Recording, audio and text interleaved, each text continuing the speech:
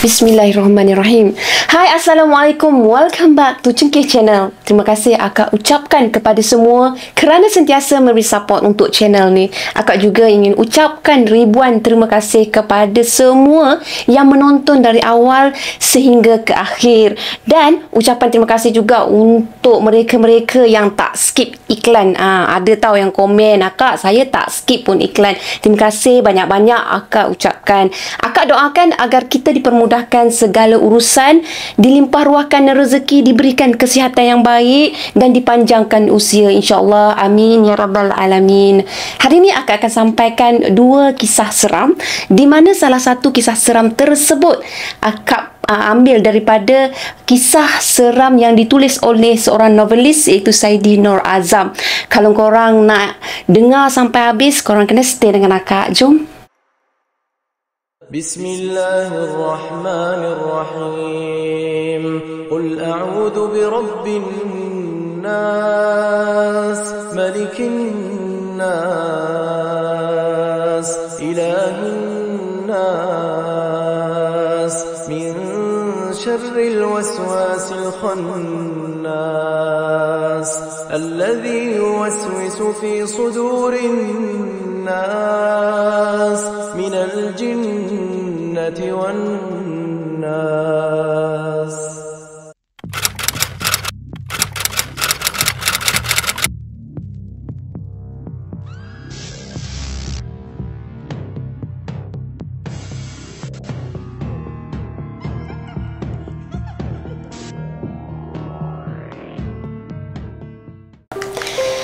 Mulakan kisah seram pada kali ini dengan kisah mengenai karak, tapi versi dia agak lain lah. Kisah ni ditulis oleh novelis kisah seram Saidi Nur Azam tau. Dalam sebuah filem berjudul Karak, kita telah disajikan dengan satu adegan kisah benar di permulaan cerita, di mana sepasang suami isteri telah diganggu dengan kedatangan Kak Lang yang mengekori mereka. Cuba korang imaginekan. Diceritakan kisah tu berlaku sekitar awal tahun 1980-an dan telah tular dari mulut ke mulut. Macam tu lah dibawanya, dari mulut ke mulut. Tahu tak korang? Lain pula apa yang penulis ni dengar. Kisah yang penulis ni lebih realistik lah berbanding dengan apa yang kita tonton dekat Pawagam. Kenapa beliau berkata realistik? Ada sebabnya. Mesti ada sebabnya. Okey, versi filem dikatakan Kak Lang telah membunuh dan memakan mangsa. Tak ada bukti pun, bukti yang sahih mengatakan makhluk itu membunuh manusia demi kelangsungan perutnya yang kosong. Tapi pernah jugalah ada orang kampung mak kepada penulis ni, atau lebih selesa lah akak panggil sebagai Saidi tau. Orang kampung Mak Saidi ni, dia ceritakan bahawa makhluk tu selalu berada dekat sungai, memburu ikan, memburu katak, macam tu lah. Wallahualam lah, entah betul, entah tidak, akak tak tahu, Saidi pun tak dapat pastikan. Oh ya, sebelum tu akak nak bagi tahu, kampung arwah Mak Saidi Nur Azam ni, dia tinggal dekat Raub Pahang. Okey, akak teruskan. Kisah karak yang Saidi dengar ni, dia amat berbeza tau. Bukan seorang dua yang bercerita, tapi ramai. Dan setiap cerita mereka semua ni serupa. Kalau lari pun dia macam sikit je lah lari. Mungkin lah dari segi dialog, mungkin dari segi jenis kereta, atau mungkin lah suasana dia yang agak berbeza. Okey, cerita yang dikisahkan dalam filem apabila sebuah kereta rosak, lepas tu kereta tu dia tersadai tepi jalan. Lepas tu sebenarnya kereta tu dikatakan habis minyak sebenarnya. Okey, kereta mangsa ni tak dapat nak dipastikan jenis apa tau. Kereta tu Kak dah cakap kan, dia memang kehabisan minyak semasa dalam perjalanan menuju ke satu lokasi yang tak dapat dipastikan arah destinasinya tau. Okey, kereta tu telah tersadai dekat tepi jalan tu. Sementara tu sang suami dia ni, dia berfikirlah nak buat apa kan. Selepas tu kan, sang suami pun keluar bersama dengan tong minyak petrol dengan niat nak berjalan, nak cari stesen minyak, atau dia nak minta bantuan je dengan siapa-siapa dengan kenderaan yang lalu lalang, tak kisahlah. Janji dia boleh minta tolong. Di mana kejadian ni akan nak bagi tahu dialami oleh sepasang suami isteri yang ada seorang anak tau. Walaupun dilarang isteri dia agar jangan keluar meninggalkan dia dengan anak kecil dia dalam kereta, tanpa ada berteman tau, isteri dia agak takut lah kan. Sang suami tetap berdegil, nak juga keluar, nak juga cari stesen minyak yang berdekatan. Takkan nak tunggu dalam kereta je kan. Walhal kan, tempat kereta mereka tersadai tu memang jauh daripada kawasan penempatan awam, apatah lagi kawasan bandar. Jadi boleh tak kita fikirkan agak-agaknya kan, ada tak stesen minyak yang berada berdekatan? Memang tak ada lah kan. So dia kena stay dalam kereta sepatutnya lah. Akhirnya setelah dipujuk dan berjaya meyakinkan isteri dia, sang suami akhirnya dia tekad keluar berjalan kaki. Dia nak cari juga stesen minyak yang berdekatan. Lepas tu dia tinggallah isteri dia ni dengan anak kecil dia ni. Dia pesan tau, duduk diam-diam je dalam kereta. Lepas tu dia pesan pula lagi, jangan buat apa-apa sehingga dia balik semula ke kereta tau. Lepas tu dia nak keluar pergi dapatkan bantuan ke, dapatkan minyak ke. Dia terangkanlah perkara tersebut. Masa tu kan, kiri kanan kereta tu hutan semata-mata. Dekat kawasan tu juga mempunyai bentuk muka bumi yang curam, berlurah dan bergaul yang dalam. Memang tak ada penempatan lah korang. Orang tempatan mana yang nak tinggal dekat kawasan yang macam tu?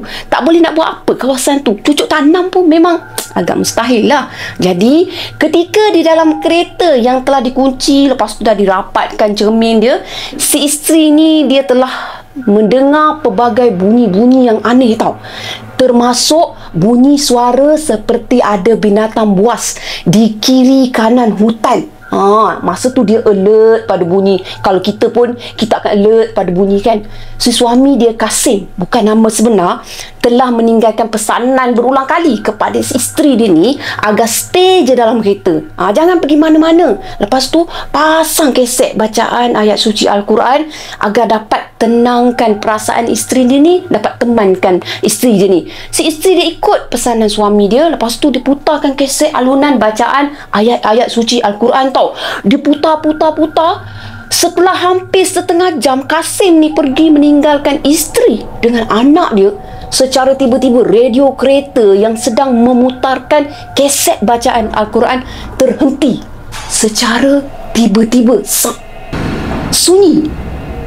Serentak dengan tu, si isteri ni dia dengar tau, dekat kiri kanan pokok yang berdekatan dengan kereta dia tu, kedengaran macam bunyi pokok bergoyang-goyang, seperti ada makhluk yang sedang bergayut-gayut dekat pokok-pokok tau.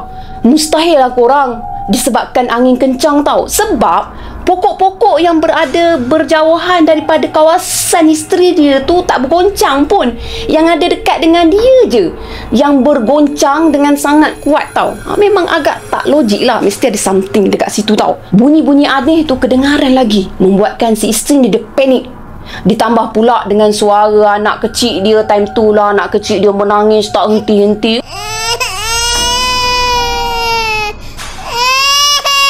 Tangisan anak kecil si isteri tu kemudian terhenti. Tiba-tiba je berhenti. Lepas tu mata dia melilau tau, membuatkan si ibu ni dia rasa hairan. Lepas tu dia rasa bimbang akan keadaan bayi tersebut. Rasa khawatir tu reda sejenak bila hadir sebuah peronda polis memberi hon berkali-kali. Maknanya kereta polis datang sampai dekat tempat dia. Oh, lega dia rasa kan. Okey, wanita yang berada dalam kereta tu dia rasa hairan lah apabila pihak peronda tu mengeluarkan satu amaran tau. Amaran supaya si isteri ni jangan panik. Lepas tu stay kekal dalam kenderaan sehingga diberitahu kemudian. Dah kenapa? Sepatut dia rasa macam tak sabar nak pergi minta tolong polis tu kan. Wanita malang tu berasa semakin hairan dengan apa yang diarahkan oleh pihak peronda polis.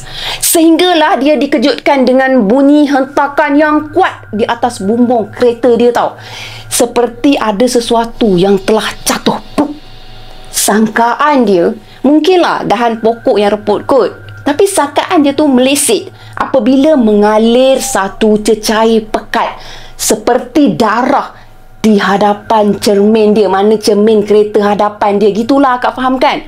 Wanita tu pun menjerit apabila dia tengok tergolek jatuh di hadapan kereta dia tu kepala suami dia, Kasim. Dengan mata terbeliak, lepas tu dipenuhi dengan darah. Mana tak terkejut korang? Kerana panik, dia telah melanggar arahan pihak polis. Dia keluar daripada perut kereta tu. Lepas tu dia nak tengok tahu apa yang sebenarnya berlaku. Dia seperti tak percaya. Kepala yang bergolek dekat atas hood depan kereta dia tu adalah kepala suami dia. Memang sedih, bercampur, terkejut, tergamam, semua ada. Ketika di luar kenderaan, wanita tu telah menyaksikan sesuatu yang amat tragis tau. Bulat mata wanita tu bila dia melihat seekor beruk gergasi dengan saiznya lebih besar berbanding tubuh manusia. Manusia biasa ni macam ni je kan, macam cakap kan. Tapi gergasi tu memang besar. Beruk gergasi tu sedang meratah daging tubuh suami dia tau. Memang agak sadis lah pada waktu tu. Makhluk tu sedang duduk seperti mencangkung di atas bumbung kereta tanpa menghiraukan persekitaran, termasuk jeritan wanita malang tu. Itulah sifat beruk kalau nak tahu. Kalau kita pergi selagi dia hadap makanan, dia hadap sampai ke sudah. Tapi pihak polis dengan segera dia menarik wanita tu ke belakang. Lepas tu salah seorang daripada polis tu dia telah melepaskan tembakan ke arah susuk seperti beruk gergasi tu. Dia orang masa tu tak dapat nak pastikan apakah benda tersebut tau.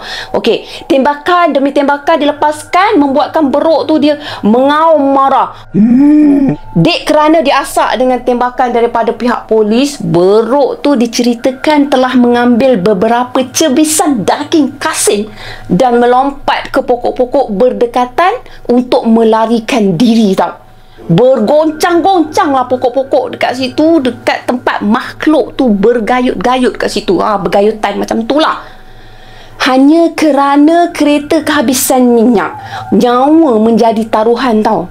Menurut kisah yang diceritakan dari mulut ke mulut tu, makhluk tu adalah sejenis binatang yang digelar hantu si jarang gigi. Macam tu lah. Ada juga yang menggelarkannya sebagai orang mawas. Sebagai rujukan, Saidi ni dia telah bertanya kepada seorang pawang di Pekan Pahang tentang perihal tu. Dan juga pernahlah menonton satu rencana tentang kewujudan makhluk tersebut. Dia lupalah rencana apa dia memang lupa. So dia tak tulis. Gitu. Diceritakan makhluk tu amat sukar ditemui. Kecuali mereka yang sering masuk ke dalam hutan dan tinggal di kawasan hutan yang berbukit bukau. Kaum asli antara yang amat kerap lah menjumpai susuk berbulu lebat tu. Kaum asli mengatakan makhluk itu ada dua jenis tau. Satu dia berbulu merah, lepas tu satu lagi dia berbulu hitam. Salah satu daripada makhluk tu memang pemakan daging, atau di barat mereka menggelarnya sebagai Bigfoot. Wallahualam lah. Saidi hanya menyampaikan semula apa yang didengar dan apa yang dilihat dalam rujukan dia. Namun kisah karak tu disampaikan dari mulut ke mulut juga, dan sudah tentulah akan ada perubahan sikit demi sedikit gaya dan olahan ceritanya. Macam tu lah. Mungkin ada versi yang lain pula. Manalah tahu kan. Kod-kod lah yang dengar dari mulut ke mulut juga, dan versinya sedikit berbeza. Apapun, selamat mendengar semua dan semoga terhibur dengan coretan ikhlas daripada Saidi Nur Azam yang merupakan seorang penulis novel seram dan pelukis cat air. Akak tak bagi tahu tadi kan, dia memang pelukis cat air. Kalau korang nak lukisan dia, korang bolehlah menghubungi dia. Macam tu lah. Mungkin kisah ni kisah benar, mungkin juga tidak. Namun mereka semua ni ada, tetap ada.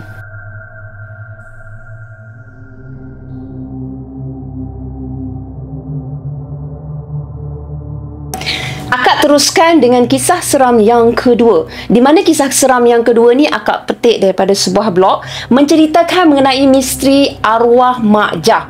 Kisah seram yang seterusnya ni dialami oleh beberapa orang guru tau. Kisahnya berlaku pada tahun 1997. Dia macam ni. Pada suatu hari dalam musim cuti persekolahan pada tahun tersebut, macam tu, bila start je cuti sekolah tu, pada waktu tu sebagai guru, Amir ni bukan nama sebenar. Dengan isteri dia Samsiah, dia nak mengunjungi rakan lama mereka Jamaluddin yang menetap dekat Muar. Maklumlah kan, dia orang kan cikgu, so bila cuti sekolah dia orang pun cuti juga. Okey, mereka mengenali Jamaluddin ni semasa sama-sama menuntut di maktab perguruan dahulu. Secara kebetulan, isteri Jamaluddin juga dia bekerja sebagai seorang guru yang turut dikenali semasa berkhidmat di sebuah sekolah yang terletak kat sana. Dekat mana tu akak memang tak dijelaskan. Okey, selain Jamaluddin, seorang lagi rakan mereka, Khairuddin, juga mengajar di salah sebuah sekolah di Muar. Khairuddin ni dia menyewa di sebuah rumah kampung je, tapi cuma 6 km sahaja jaraknya dari rumah Jamaluddin tau. Khairuddin ni dia masih bujang, belum kahwin. Lepas tu dia baru je menetap dekat situ, baru je stay kat situ dalam masa seminggu. Memang agak seronok lah kan, bila dapat keluar dari suasana hiruk pikuk dan pencemaran dekat Kuala Lumpur. Maklumlah, kat Kuala Lumpur tu kita boleh imaginekan macam mana kan. Fikiran dekat kampung tu dia rasa lapang, dunia dia rasa nyaman, udara dia pun udara dia pun nyaman. Hilang tau rasa rungsing, rasa stres, tekanan semua ibaratnya macam hilang sementara tau. 2 hari pertama dekat sana, mereka dibawa oleh Jamaluddin dan Khairuddin ke sekitar Muar dan Batu Pahat. Okey, mereka menikmati mi bandung yang berkuah pekat di tebing kuala Sungai Muar. Memang itulah pengalaman yang cukup menarik lah untuk Amir dan isteri dia tu. Belum pernah lagi Amir dia rasa mi bandung yang memang lazat selazat-lazat tu tau. Alhamdulillah. Khamis, hari ketiga mereka berada dekat situ. Malam tu mereka bercadang untuk menikmati mi bandung di sebuah gerai di tebing Sungai Muar tau. Lalu mereka pun ditelefon lah pada Khairuddin, diajak join sekali. Jadi seronok lah, bila ramai lagi seronok kan. Macam best kan bila dapat together-together dengan kawan-kawan kan. Tambahan pula, Khairuddin ni dia boleh tahan jugalah, orangnya memang lawak tau korang. Kalau bersama-sama dengan dia ni, dia memang takkan kering gusi lah untuk ketawa. Ada je lah lawak dia, ada sahaja benda yang dia nak sajikan sebagai hiburan tau. Yang pastinya mereka akan ketawa. Begitu jugalah dengan Jamaluddin. Bila dia ajak join ni, jawapannya dengan nada bergurau. Dia kan suka bergurau. Lepas tu dia cakap lah kan, okey, aku tunggu, cepatlah sikit, kata Amir. Lepas tu si kawan ni pun cakap lah, tolonglah aku monyet, sudah 4 hari aku tidak makan, kata Khairuddin. Membuatkan Amir ni dia ketawa besar. Masih lagi teringat tau, dia ingat lagi skrip sebuah kartun yang disiarkan di TV lebih 15 tahun yang lalu. Akak pernah menonton tau kartun tu. Jadi dia pun cakap lah, Amir cakap lah, ingat aku monyet ke? Aku kasih hang makan cili masak sekarang, bau padan muka, jawab Amir juga dalam nada bergurau. Janganlah marah monyet, jawab kawan dia. Membuatkan Amir ni tidak dapat menahan gelak. Macam itulah cara dia orang bergurau. Korang jangan salah faham tau. Kalau korang tengok kartun tu, korang akan faham. Kisah monyet tu sebenarnya kisah monyet yang degil. Dah dilarang, jangan monyet, jangan monyet. Monyet tu dia nak juga makan lada. Masa tu dia nampak lada, dah dimakan lada tu, keluar pula asap dekat telinga. Gitulah kisah dia. Bila akak teringatkan balik kartun tu, memang rindu rasa pada waktu tu tau. Okay, back to the story. Kemudian mereka pun menyiapkanlah pakaian anak masing-masing. Siapkan anak masing-masing. Tasha nama anak untuk Amir, sementara Jamaluddin dengan isteri dia ni, dia siapkanlah anak-anak dia, Faris dengan adik dia Faizal. Macam tu lah, masing-masing saling bersiap. Pukul 8.45 malam mereka menaiki kereta menuju ke rumah Khairuddin. 10 minit kemudian mereka pun sampailah ke rumah sewa Khairuddin. Jamaluddin ni dia tak masukkan kereta ke halaman rumah Khairuddin tau. Sebaliknya dia hanya berada di tepi pintu pagar tau. Dan dia membunyikan horn pada masa tu. Pin pin horn horn gitu. Jadi si Khairuddin ni pun jawablah, sekejap tengah make up ni, sabar. Terdengar suara Khairuddin ni menjawab dari dalam. Entah ya agaknya make up lah dia. Sambil menunggu Khairuddin dekat tempat duduk belakang ni, Amir dia melihat-lihat lah dekat dalam rumah Khairuddin sebab dia nampak kan. Jadi dia tengok rumah Khairuddin ni agak ringkas tapi kemas lah. Tiba-tiba Amir dia terpandang seorang wanita tua sedang duduk di atas kerusi di bahagian ruang tamu. Lepas tu wanita tu Amir tengok memakai baju kurung berwarna coklat kekuningan dan berkain batik warna merah. Rambut perempuan tua tu bersanggul. Lepas tu perempuan tua tu dia bertubuh kurus. Bagaimanapun Amir dia cuma dapat memandang bahagian sisi muka je. Dia tak dapat tengok sepenuhnya tau wajah perempuan tua tu. Jadinya dia macam tertanya-tanya lah kan pada diri dia. Lepas tu dia cakap dekat kawan dia ni, Khairuddin ni, mak dia datang pun tak nak beritahu kita. Dah lah tu nak tinggalkan pula mak dia seorang-seorang dekat rumah. Kata Amir sambil dia mengalih pandangan dia ke arah Jamaluddin yang duduk dekat tempat duduk di hadapan tau. Lepas tu Jamaluddin cakap lah, mak dia? Mana kau tahu mak dia datang sini? Jamaluddin dia macam bertanya balik tau. Keliru tau sebab tak dimaklumkan pun mak dia datang kan. So Amir ni dia cakap lah, habis orang tua tu siapa? Bukan mak dia ke? Cuba tengok. Kata Amir kan. Lepas tu kawan dia cakap, mana? Balas Jamaluddin si kawan dia pada masa tu tau. Tu Amir dia tunjuk yang tengah tu. Kata Amir sambil menuding jari ke arah ruang tamu rumah tu. Lepas tu dia tunjuk juga dekat situ. Tapi kata-kata Amir tu terhenti sebab wanita tersebut, perempuan tua tu dah tak ada. Dah hilang tau. Mana pula orang tua tu pergi? Kata Amir, mana ada orang tua duduk kat situ? Jawab Jamaluddin. Ada, aku nampak tadi. Dia duduk atas kerusi tu. Amir dia berkeras sambil menunjuk ke arah kerusi yang dimaksudkan. Dia yakin sangat dia nampak tau. Lepas tu Mil, mata aku ni tak rabun lagi tau. Dari tadi aku tengok memang tak ada seorang pun dekat situ. Jawab Jamaluddin. Dia tetap juga nak menang. Walaupun dengan jelas Amir dapat melihat wanita tua berkenaan, tapi Amir dia kalah tau dalam perdebatan tu. Sebab apa? Sebab isteri Amir dengan isteri Jamaluddin pun memang tak nampak pun wanita tua berkenaan tau. Perbualan mereka terhenti dekat situ. Bila Khairuddin ni dia muncul dekat muka pintu, tapi Amir dia masih tak puas hati. Lepas tu dia pun tanyalah pada kawan dia ni, Khairuddin ni, yang masa tu dia datang, dia duduk dekat tempat duduk hadapan dalam kereta tau. Amir tanyalah pada Khairuddin tentang perempuan tua yang dia nampak. Lepas tu dalam anggapan dia lah, mungkin wanita tu dia cuma duduk sekejap je dekat ruang tamu. Lepas tu dia pun terus berjalan masuk kat dapur. Dia tak statik kat situ kan.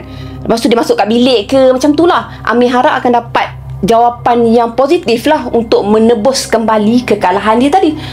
Tapi realitinya korang, mana ada perempuan tua ke wanita tua dekat situ. Jadi kawan dia ni pun terkejut. Khairuddin ni terkejut tu. Perempuan tua? Mana ada? Aku duduk bujang lah. Baru seminggu aku duduk kat sini. Takkanlah aku nak bawa mak aku datang sini. Kawan serumah pun belum dapat lagi. Kata Khairuddin panjang lebar. Dia cuba terangkan. Amir dia menyerah kalah. Lepas tu mereka pun pergilah makan. Lepas tu balik lebih kurang pukul 11.15 malam. Lepas tu dia pun hantarlah Khairuddin balik ke rumah semula. Okey, pagi esoknya, Ahadnya, esok ke? Pagi Ahad, sebelum mereka bertolak pulang ke Kuala Lumpur semula, Khairuddin ni dia datang ke rumah Jamaluddin. Entah kenapalah tiba-tiba dia bertanya kepada Amir ni tentang wanita yang Amir lihat dekat ruang tamu rumah dia dulu tau. Amir ni dia terasa pelik lah. Sebab sebelum tu kan Khairuddin dia menafikan ada siapa-siapa dekat rumah dia pada waktu tu, kecuali dia seorang je. Dia kata dia seorang je, tak ada orang pun kan. Lepas tu Amir tanyalah, kenapa? Kenapa? Tanya kan, macam tu kan. Lepas tu Khairuddin tanya rupa dia macam mana. Khairuddin soal pada Amir tau. Kali ni wajah Khairuddin ni agak serius, macam ada sesuatu yang dah berlaku. Muka dia aku tak nampak sangat, sebab dia pandang ke arah lain. Nampak sebelah muka je. Rambut dia bersanggul. Umur dia dalam lingkungan 60-an. Macam tu lah, badan dia kurus. Jawab Amir, dia ceritakan balik dengan lebih mendalam tentang wanita berkenaan. Lama lah Khairuddin dia dengar tu kan. Dia termenung. Lepas tu sambil dia menyandarkan badan dia kat sofa ni, duduk fikir. Khairuddin pun dia cakap lah, ada seorang lagi tau, kawan dia ni juga bertanya perkara yang sama dekat dia. Ingat tak malam tu? Malam selepas kita keluar makan hari tu, aku dengan kawan aku pergi makan dekat gerai tau. Aku naik kereta dia. Balik tu macam biasalah, aku kan tak ada kenderaan lagi. Dia hantar aku ke rumah. Tapi bila sampai dekat tepi jalan depan rumah aku, dia tanya dekat aku, bila mak kau sampai?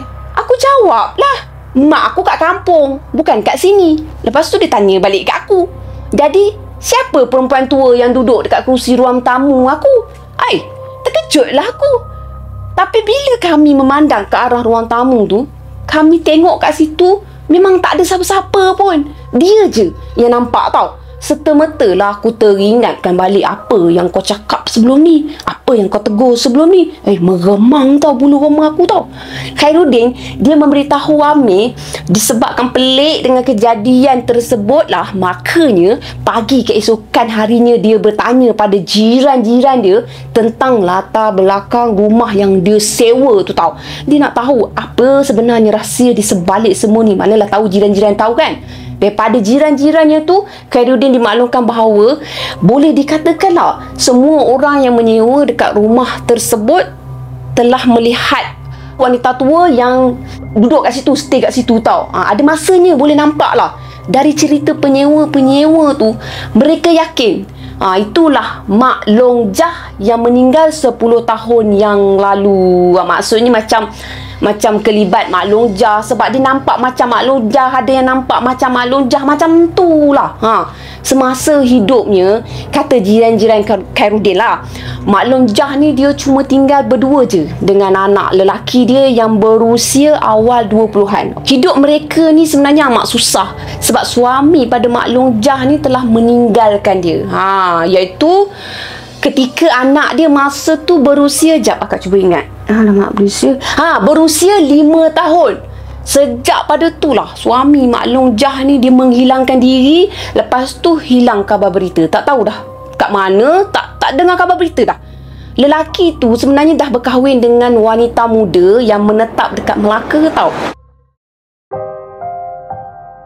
Kehidupan Mak Long Jah dengan anak lelaki dia ni langsung tak diendahkan lagi, tak dipedulikan lagi. Dengan tenaga tuanya lah, makanya Mak Long Jah ni dia bekerja untuk menyara hidup dia, nak sara hidup anak dia, persekolahan anak dia. Boleh dikatakan semua kerja Mak Long Jah buat dah. Dia tak memilih kerja, termasuklah mengemas rumah jiran, menjual sayur, menoreh di ladang getah milik jiran dia. Tak kisahlah, janji rezeki tu halal, alhamdulillah dia buat kerja tu. Biarpun hidup dia serba kesulitan, Mak Long Jah ni tetap mengerahkan kudrat dia untuk menjamin hidup dia dengan anak dia, supaya mereka ni tak merimpat tau. Tapi apalah sangat kan kudrat wanita tua tersebut, apa sangat yang boleh dilakukan kan. Yang menyedihkan, Mak Long Jah ni semakin kesunyian tau, sebab anak tunggal dia tu meninggal dunia dalam satu kemalangan semasa bekerja di sebuah kilang. Okey, sejak kematian anak dia tu, Mak Long Jah ni di kemurungan tau. Sedih hati dia kan. Kita faham kan macam mana hati seorang ibu kehilangan anak. Lepas tu dia banyak menghabiskan masa dekat dalam rumah tau. Dia duduk dekat dalam rumah dia. Lepas tu jiran-jiran tak tahu tau apa yang berlaku dekat dalam rumah dia. Emosi dia, kemurungan dia tu memang jiran-jiran tak tahu. Boleh dikatakan setiap pagi Dia akan berjalan kaki untuk menziarahi kubur anak dia tu. Dia nak tengok kan kubur arwah anak dia tu. Kubur tu terletak dekat belakang sebuah masjid tau. Agak jauh. 0.5 kilometer daripada rumah dia. Tapi dia tetap juga jalan kaki. Dekat situlah Mak Long Jah ni dia menangis. Lepas tu dia berdoa untuk kesejahteraan arwah anak dia. Sayang betul dia pada arwah anak dia. 2 tahun kemudian Mak Long Jah pula meninggal dunia ketika sedang menoreh getah dekat ladang berhampiran. Macam tu lah. Ketika ditemui, Mak Long Jah ni dia memakai baju kurung lusuh berwarna coklat kekuningan dan berkain batik berwarna merah, sama seperti yang Amir nampak tau. Rumahnya tu seterusnya diwarisi oleh adik Mak Long Jah yang menetap di Batu Pahat. Memandangkan dia juga dah berkeluarga kan. So adik Mak Long Jah tu dia hanya sewa kalau rumah tu. Dia tak boleh nak duduk situ, tak boleh nak stay situ kan. Tentulah Khairuddin ni dia rasa bersimpatilah dengan nasib Mak Long Jah. Namun 2 minggu je dia stay kat situ. Lepas 2 minggu, Amir dia terima panggilan daripada Khairuddin ni. Dia cakap, aku dah pindah duduk rumah lain. Dah 2 kali aku nampak arwah tu. Cukuplah, kata Khairuddin. Macam tu lah. Walau bagaimanapun jelmaan tu tidak memudaratkan kepada sekeliling. Dia sebenarnya macam ni tau. Permainan syaitan dengan iblis ni, dia nak menguji kepada keimanan kita. Kalau kita kuat iman, kita tengoklah insya-Allah lah ada pendinding, kita boleh stay dekat situ. Tapi ada jugalah kita tak boleh nak katakan someone ni dia berpindah sebab dia tak kuat iman. Tak, sebenarnya mungkinlah dia pilih jalan yang lebih selesa untuk tinggalkan rumah tu.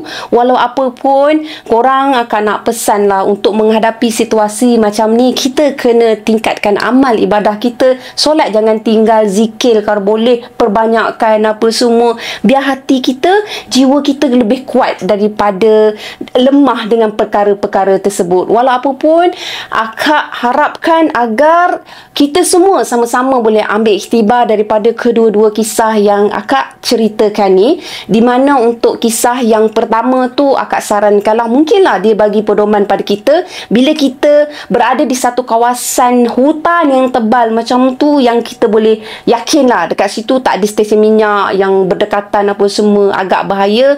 Sebaiknya mungkin dekat situ kita kena stay je dalam kereta menunggu ada bantuan daripada lain. Atau mungkinlah kita boleh menggunakan kaedah untuk kita berzikir, untuk kita kuatkan diri kita. InsyaAllah siang tu akan hadir setelah malam hadir. Okey, sekian sahaja 2 kisah seram yang akak kongsikan pada kali ini.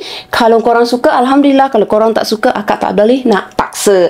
So, apa yang baik sama-sama kita ambil, jadikan sebagai tauladan. Dan apa yang buruk sama-sama kita ambil, jadikan sebagai sempadan. Apa yang buruk, jangan ikut, jangan ambil. Okey, kalau korang ada kisah seram untuk dikongsikan dengan Cengkeh Channel, korang boleh DM dengan Cengkeh Channel. Terima kasih korang. Bye. Assalamualaikum. Bye.